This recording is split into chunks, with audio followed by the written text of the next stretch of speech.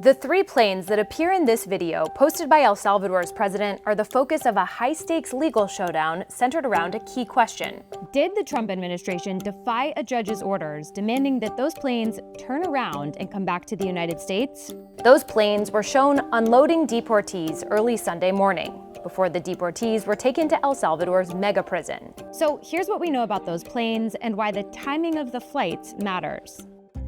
On Saturday night at approximately 6:45 Eastern, U.S. District Judge James Boasberg issued a verbal order blocking President Trump from using the 227-year-old Alien Enemies Act to deport non-citizens, which Trump had invoked earlier.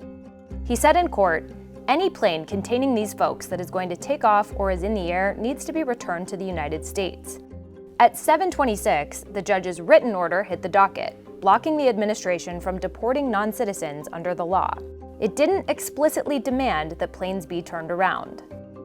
By that time, 2 El Salvador-bound flights had taken off from a deportation hub in Texas, one at about 5:25 p.m. Eastern and the other at about 5:44. A third was still on the ground in Texas and did not take off until 7:36, 10 minutes after the written order was posted. Flight tracking data shows that when the judge ordered the planes to turn around, a blue Global X plane had just crossed into Mexican airspace over the Yucatan Peninsula. A white Global Crossing Airlines, also operated by Global X, was flying over the Gulf, and a white Global X plane was preparing for takeoff in Texas. Despite the order, flight tracking information shows all 3 planes continued on to Honduras, and from there they flew to El Salvador, arriving at 12:10, 12:18, and 1:07 a.m. respectively.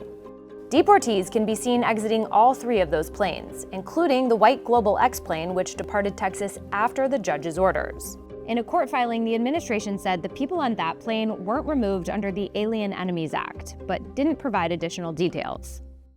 After the flights had landed, President Nayib Bukele retweeted a news story about the judge's order, writing, "Oopsie, too late." And President Trump thanked Bukele on social media.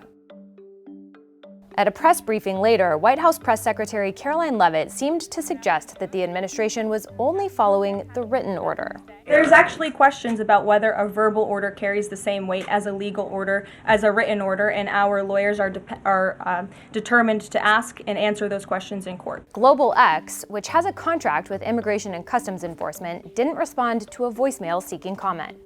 Many Republicans praised the administration for its move. We did what we had to do, remove terrorists, significant public safety threats from the United States. But several legal experts noted that verbal and written orders carry the same weight, and that the deportees were still in U.S. custody at the time of the judge's order, and shouldn't have been turned over to El Salvador.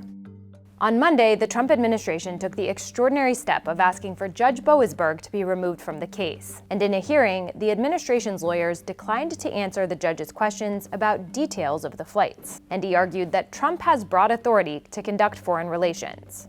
Plus, there are still questions about the passengers on that third flight, the white Global X plane.